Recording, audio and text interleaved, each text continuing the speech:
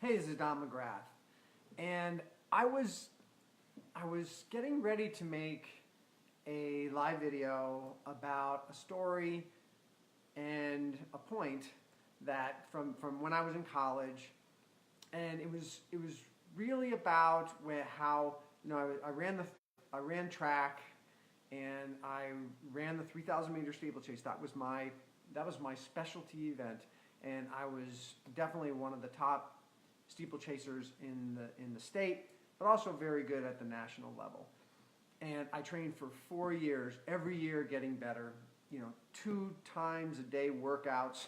Just really, even though I was in college and working hard at being an engineer, I put in lots of effort, lots of time in training for the 3,000 meter steeplechase. And every year I got better. And my last year, the last season before I graduated, I was running really, really well. And towards the end of the season, I broke the school record for the 3,000 meter steeplechase on our home track, which was an awful track. You actually had to run on the grass before the water pit. I don't know if you've ever seen a steeplechase, you got to go over a water pit. Well, on our track, you actually had to run over all this uneven grass. But I ran 9 minutes and 8 seconds, which was very, very, very, very fast for me at the time. And I was super excited. I qualified for the national championships, and I went to the national championships. And this is after years of working really hard. And I'd been the previous year, but I didn't make it to the finals. Well, that final year, the last year, I made it to the finals. So I was in the finals of the NCAA championships in the 3,000 meter steeplechase. And in that, the top 8, the people who finish in the top 8 become All-Americans, NCAA All-Americans. So, and that's a huge honor. It's a huge honor for anyone who stays close to sports. So that was my goal. It was kind of a dream I had had. And so I ran the finals, and I finished ninth. Ninth by like that much. In fact, I watched the tape over and over again, thinking maybe next time I watch it, I'll be 8th, but I wasn't. And so the story I was getting ready to tell, or the point I was getting ready to tell from this story, was about how, that was a big deal to me at the time. It seemed like something that was super important to me. But now, looking back on it, it really doesn't mean anything. The difference in my life from being an All-American versus not by that much really is inconsequential. And so my point was going to be how whatever your concern is today, whatever the biggest thing that's weighing on your mind right now, in retrospect, a year or two from now, it's going to be inconsequential. And that has very much been true for the bulk of my life. Whatever my worry was at one point, fast forward a couple of years, and it's like, really? I was worried about that? But then I got thinking as I reflected. I broke my ankle, so I do a lot of sitting on my butt because I can't climb, I can't be active, so I do a lot of sitting. And I think this got me maybe thinking at a little deeper of a level. And I realized I actually do know a lot of people who are stuck. What their issue today, it's the same as it was a year ago. The same as it was 2 years ago, and 3 years ago, and 4 years ago. It might be your relationship. It might be money. It might be your career. It might be your health and fitness. But I do know people who are stuck. And maybe you know people like this yourself. And maybe this applies to you. I just don't know. But it occurred to me that, I was speaking from my experience, but that's not true for everyone. That some people, what they're worried about today, they're worried about 2 years ago, and they'll be worried about 2 years from now. And so that got me thinking, what's the difference? What do I think the difference is? Why do some people stay stuck, and why don't they? Well, I can't say 100% for sure. I haven't done a big study or anything, but here's something that occurred to me. Something that occurred to me is that, one of the keys to my not staying stuck in anything is that I take fast, imperfect action. When I was in high school, I was going to be an electrician. I was in a training program to become an electrician. Well, my senior year, they canceled that program.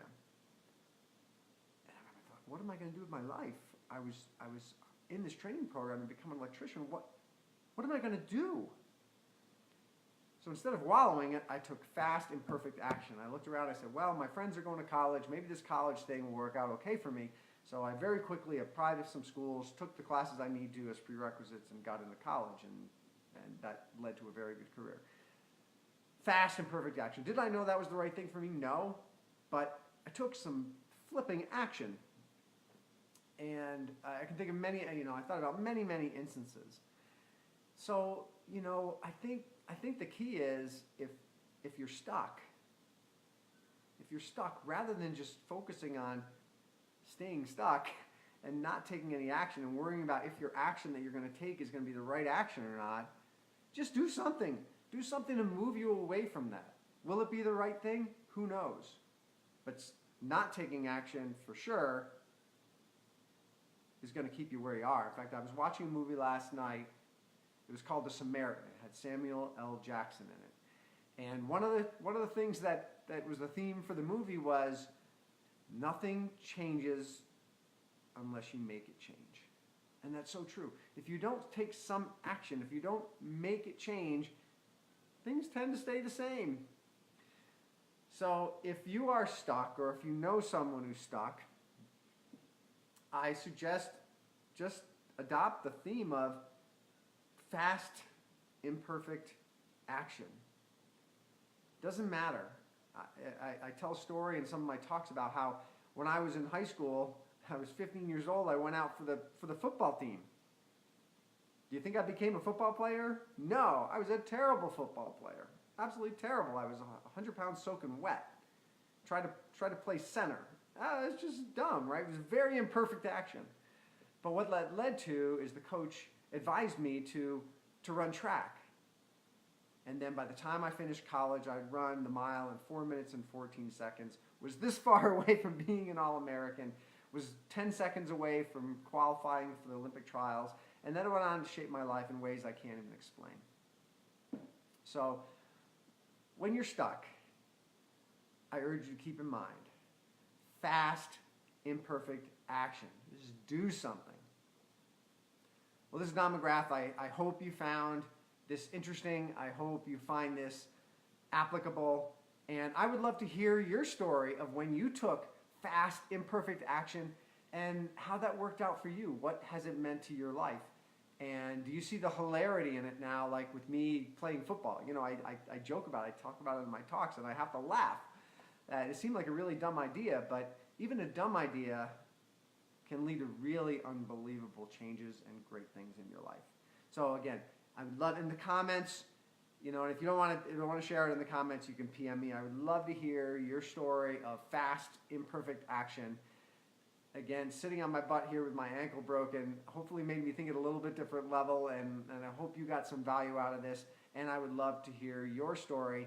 And even if you don't have a story right now, I hope this made you think about how fast, imperfect action has helped you in your life, and how fast, imperfect action might be the thing that you need right now to jump out of whatever rut you're in, or whatever results you're not seeing that you'd like to see. All right, well, have a great remainder of the day. This is Don McGrath. Peace out.